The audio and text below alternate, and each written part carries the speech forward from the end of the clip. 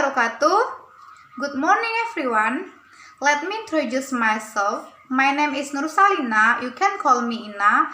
I'm from English department at Universitas Negeri Padang. In this occasion, I would like to present my paper. The title is Advantages and Disadvantages of Online Learning During COVID-19. So, there are two sections of my presentation. The first, I will explain to you about my presentation, and the last, you can ask questions or give comments and suggestions for my presentation. Well, we go on to my presentation. In my presentation, I will define into 3 points. The first, introduction, and the second, literature review, and the last, conclusion. We go on to the introduction. At the end of 2019, the emergence of a viral infection that spread rapidly. The virus is called COVID-19. The COVID-19 pandemic affects all of life, especially education, so online learning is an excellent option for the education. Actually, online teaching is not a new thing, but the new thing about the online teaching is that online teaching has become a trend distracted during the lockdown because there were no option for teaching students and completing their syllabus. And the quality of online learning has improved in recent years as the teachers and students have become more comfortable with the technology.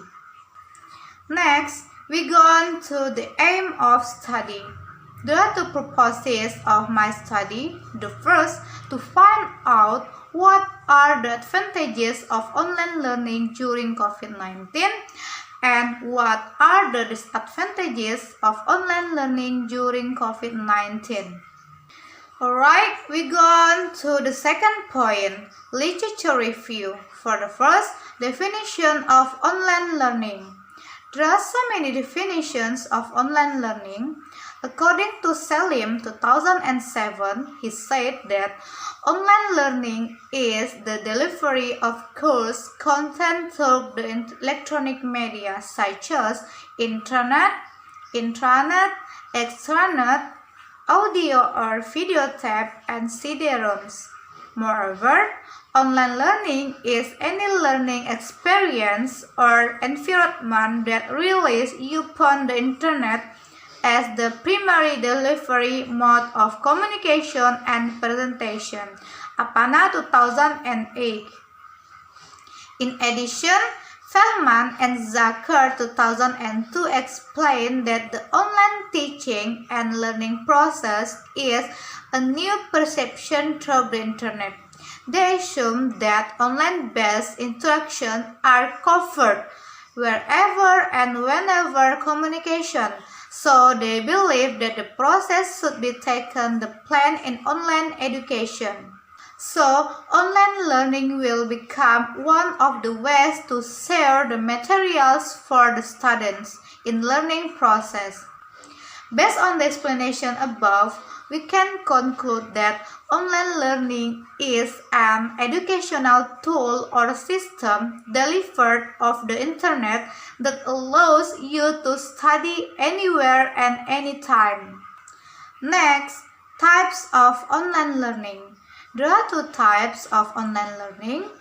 First, synchronous learning, and the second, asynchronous learning. Synchronous learning is a form of learning with direct interaction between students and teachers. For example, they can use conference and online chat for learning process. And the second, asynchronous learning is a form of learning indirectly. It means that not the same time, using an independent learning approach. Next, COVID-19. What is COVID-19? COVID-19 pandemic is the spread of coronavirus disease 2019, abbreviated as COVID-19 for all countries.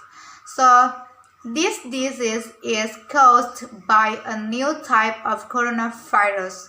The COVID-19 outbreak was first detected in China on December 1st, 2017 and was designated a pandemic by the World Health Organization on March 11, 2020.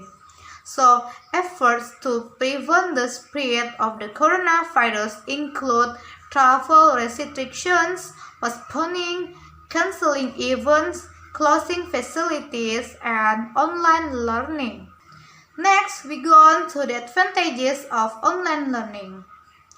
There are so many advantages of online learning. According to Reinders and White 2010, they said that there are so many advantages of online learning. For the first, learn from anywhere and anytime. It means that you can study from anywhere and anytime. It doesn't matter which part of the country you live, you can take a course and start study. And the second, saving significant amount of money. It means that you can study wherever you have access to a computer and an internet connection. Moreover, courses offered at distance learning centers are cheaper than courses provided at the traditional education centers.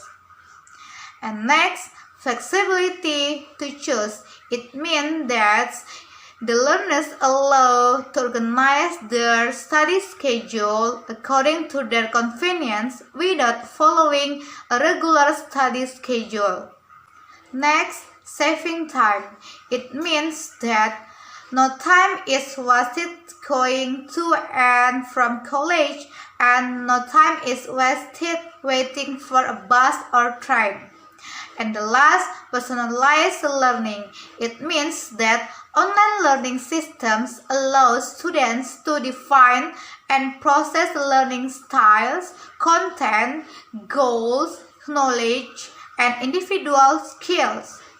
For the next, disadvantages of online learning. There are so many advantages of online learning. According to Dr. Radhakrishnan, he said that there are so many advantages of online learning. For the first, poor communication.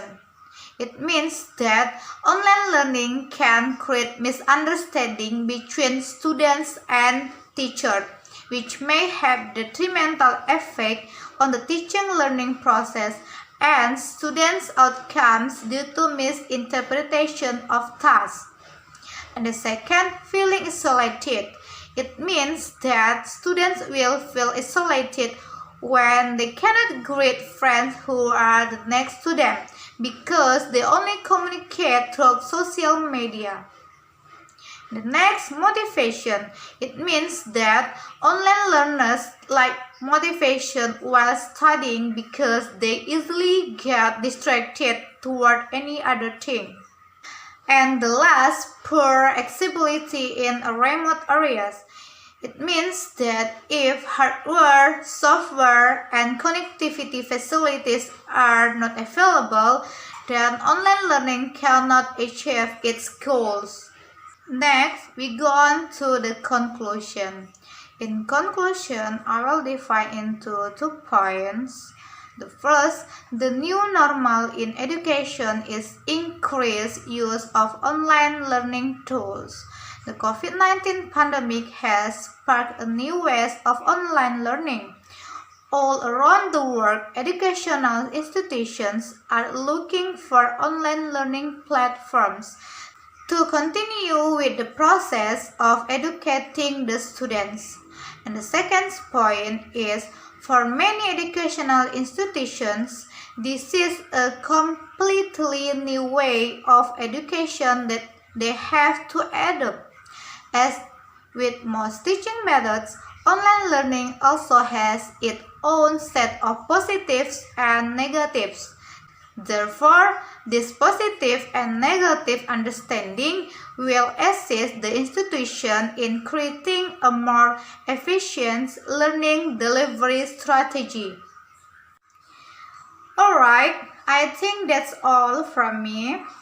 If you have questions, suggestions, or comments, please ask me. Thank you for attention.